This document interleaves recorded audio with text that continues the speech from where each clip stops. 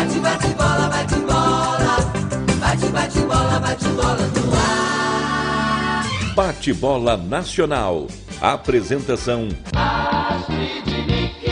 Boa tarde. Hoje, segunda-feira, 1º de maio de 2023, Dia do Trabalhador, Dia do Trabalho, e completando hoje 110 anos de fundação, o Clube Operário Ferroviário Esporte Clube de Ponta Grossa, Paraná. Na mesa de áudio, Rafael Espíndola. Na central técnica, Sebastião Luiz Xavier. Flamengo, Fluminense e Corinthians perdem seus confrontos. Vasco e Bahia se enfrentam logo mais. Me amarro nesse timão que joga com coração, que veste a camisa legal. É o povão do sul a norte, ligação, sou mais forte do esporte. Na Nacional.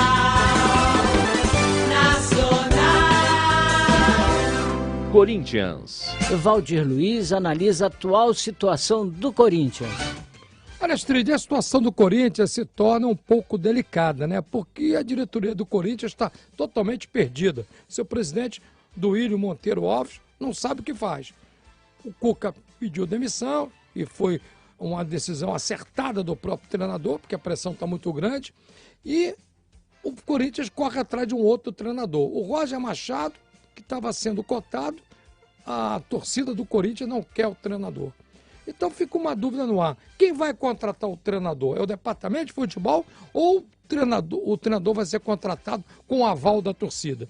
Se você trabalhar visando agradar as redes sociais e torcidas organizadas, você não vai conseguir fazer um bom trabalho. O Corinthians faz uma campanha muito ruim até agora no Campeonato Brasileiro. No sábado, perdeu o clássico para o Palmeiras por 2-1, seu maior e tradicional adversário.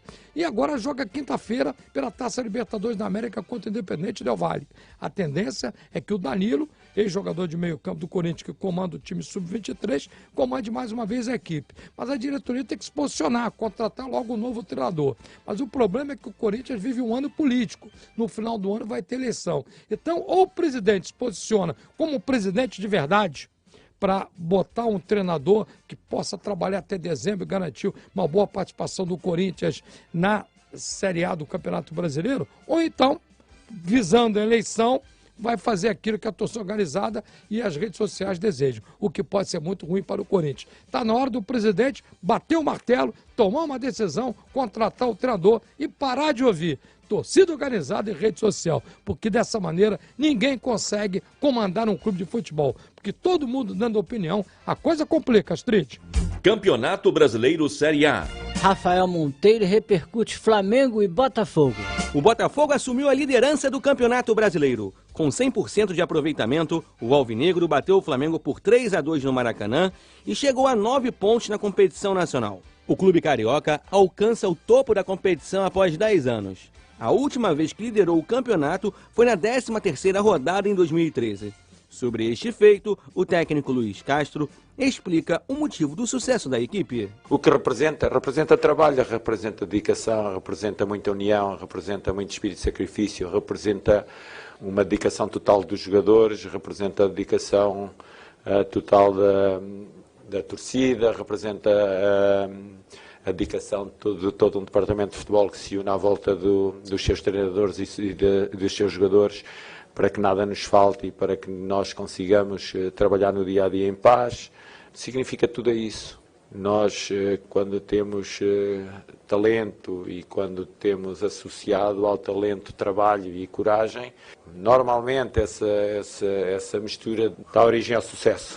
E eu acho que foi o que aconteceu hoje aqui. O próximo jogo do Botafogo será no domingo contra o Atlético Mineiro no Mineirão. Pelo lado rubro-negro, o técnico Jorge Sampaoli disse que o time tem que ter mais concentração. Eu creio que o time está muito apurado por fazer gol, desconcentra em muitos momentos do jogo. Essa desconcentração termina como em Inter hoje em perder um jogo que, em resumo, Flamengo não deveria haver perdido. Pero futebol é contundência e concentração. O Flamengo volta a campo na quinta-feira pela Copa Libertadores da América. O adversário será o Racing da Argentina em Buenos Aires. Da Rádio Nacional, Rafael Monteiro. Rodrigo Ricardo destaca o confronto de Bahia e Vasco da Gama. Vasco e Bahia fecham a terceira rodada do Campeonato Brasileiro. Nesta segunda-feira, 1º de maio, feriado do Dia do Trabalhador. A partida acontece às 8 da noite no estádio São Januário.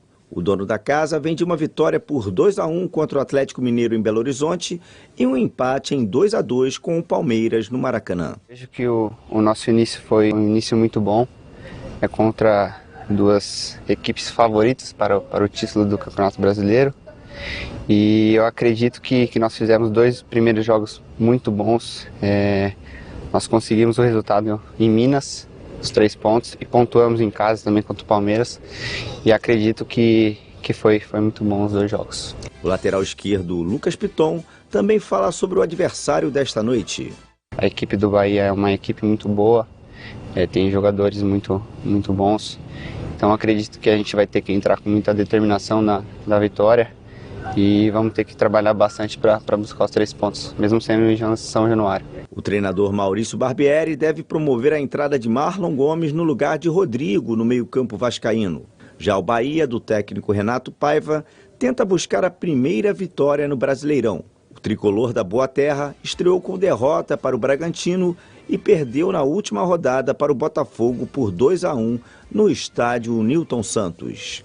Da Rádio Nacional, Rodrigo Ricardo. Valdir Luiz analisa o encontro de Bahia e Vasco logo mais. Olha, Astrid, o Vasco da Gama entra como favorito para o jogo de logo mais, 8 da noite, com o Bahia no estádio de São Januário. O Vasco vem de 2 bons resultados, empatou com o Palmeiras no último domingo no Maracanã, num grande jogo. Palmeiras, que é o atual campeão brasileiro, e venceu o Atlético Mineiro no Mineirão na primeira rodada. E o time começa a se acertar sob o comando do Maurício Barbieri. Tem bons jogadores, o time tem a facilidade de ser a única equipe das principais equipes do Brasil que está fora de qualquer competição, só disputa o Campeonato Brasileiro e com isso tem tempo hábil para treinar e não precisa preservar ninguém, não precisa poupar ninguém, porque o Vasco só joga nos finais de semana. Então o Vasco entra como favorito diante do Bahia, que vem bem na Copa do Brasil.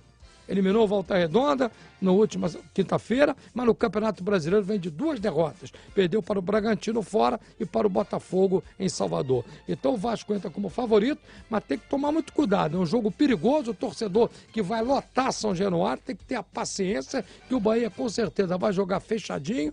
O Vasco vai ter muita dificuldade, mas tem tudo para conquistar mais uma vitória e quem sabe assumir a vice-liderança do Campeonato Brasileiro, Astrid. Valdir Luiz analisa a terceira rodada do Brasileiro A.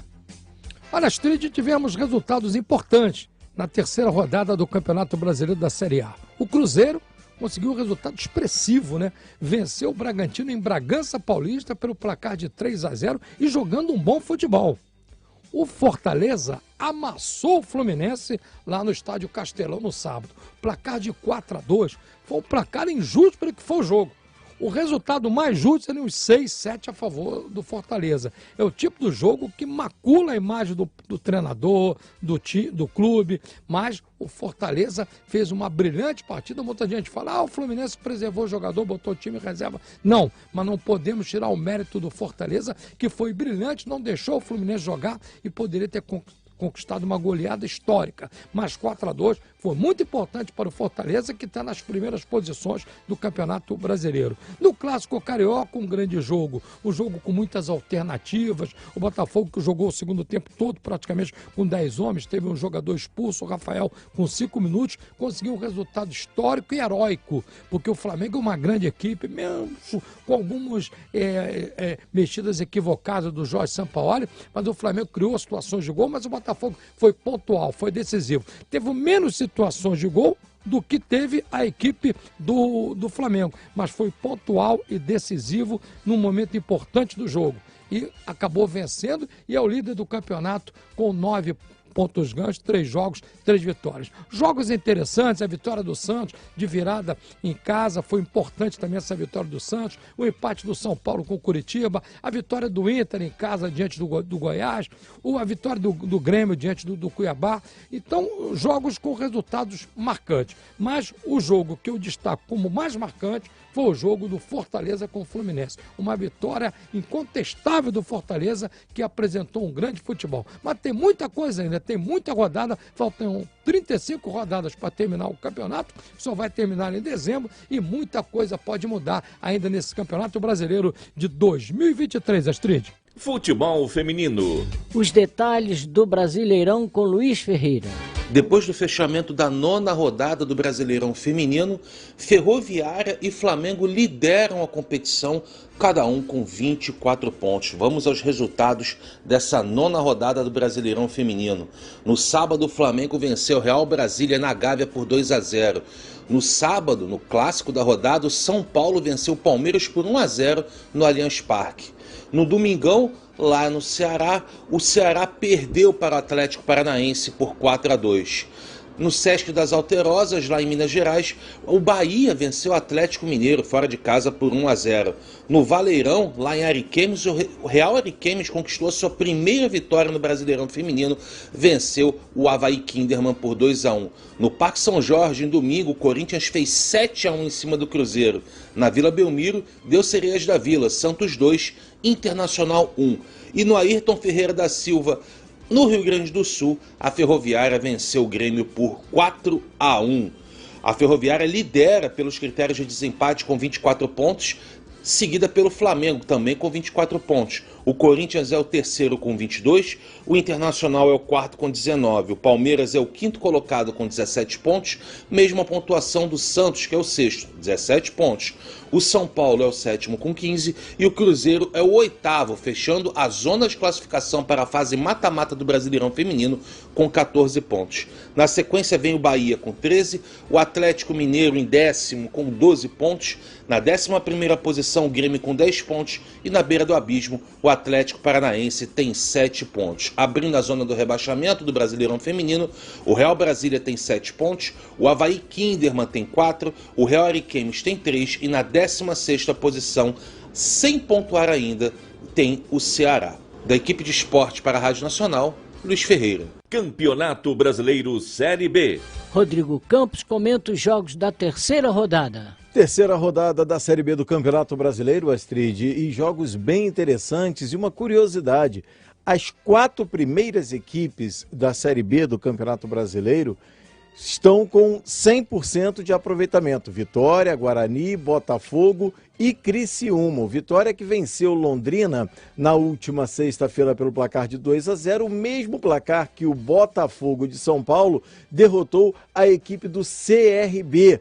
Jogo que foi realizado no último sábado, enquanto o Guarani venceu o Ituano, que é um jogo complicado sempre, o Ituano é uma equipe que vem crescendo na competição, e o Criciúma que derrotou a equipe do Avaí na última sexta-feira. E aí a gente olha para a parte de baixo da tabela e tem simplesmente 3 equipes que até aqui acumulam só decepções. O Juventude, 3 jogos, 3 derrotas. O CRB, 2 jogos, 2 derrotas. O ABC, 3 jogos, 3 derrotas. A competição está começando agora, mas não é muito bem assim não.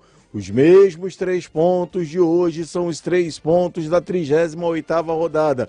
Por isso, essas equipes que estão lá embaixo precisam urgentemente começarem a pontuar, porque senão a situação vai ficar delicada, a situação vai ficar complicada. A Série B é sempre muito bem disputada, Astrid. Rodrigo comenta agora o confronto de logo mais entre Londrina e Criciúma. Londrina e Criciúma, a bola rola às 16 horas no Estádio do Café. Criciúma que vive uma situação muito interessante, 3 jogos, 3 vitórias, vem de uma vitória contra a equipe do Avaí, que é sempre um grande adversário, um adversário muito difícil para o Criciúma, venceu na última sexta-feira pelo placar de 1-0, enquanto Londrina vem de derrota, perdeu para o Vitória 2-0 no Barradão, jogo que foi realizado na última sexta-feira. O Criciúma ocupa a 4ª colocação, 3 jogos, 3 vitórias, 9 pontos, é a última equipe, a gente pode colocar assim, entre hoje as classificadas para a Série A, enquanto o Londrina ocupa a 14ª posição com apenas 3 pontos e precisa urgentemente usar o fator casa para conseguir derrotar o Criciúma. Uma vitória do Londrina hoje deixa a equipe com 6 pontos e sai da 14ª para a 6ª posição. É um salto muito grande e é exatamente isso que essas equipes que estão lá embaixo na tabela de classificação precisam fazer urgentemente nesse momento de início de Série B do Campeonato Brasileiro. A tendência é sempre se complicar, os jogos ficam mais difíceis, são 38 rodadas, portanto é fundamental que a equipe consiga já nesse início de competição pontuar, conforme falávamos na participação anterior. Campeonato Sul-Mato-Grossense. Neste domingo, a cidade de Costa Rica se movimentou para a grande final do Campeonato Sul-Mato-Grossense deste ano. A grande decisão foi marcada pelo duelo aberto do Costa Rica diante do Operário. No fim, os clubes empataram por 1-1 e os mandantes ficaram com o título por ter melhor campanha geral do torneio. Momento Estádio. Vôlei. O Cruzeiro venceu Minas por 3-0 e conquistou o octacampeonato da Superliga Masculina de Vôlei.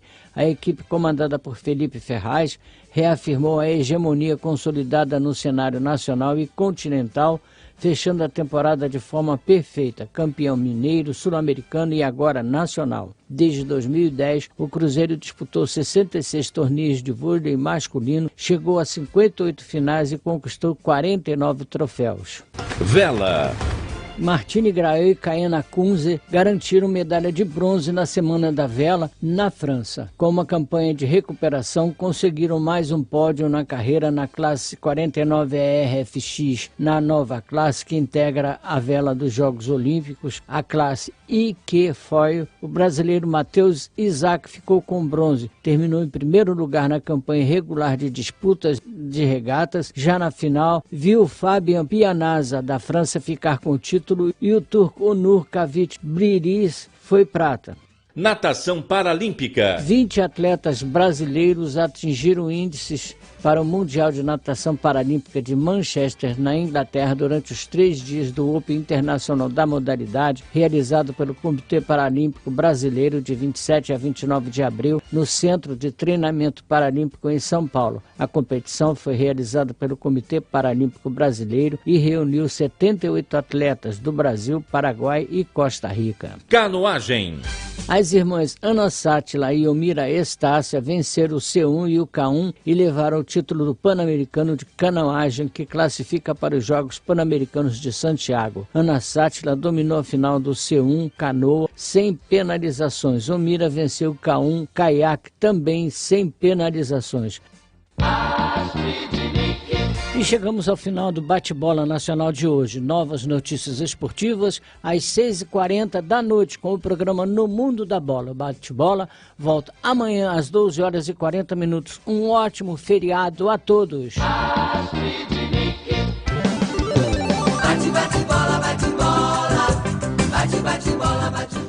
Bate-Bola Nacional.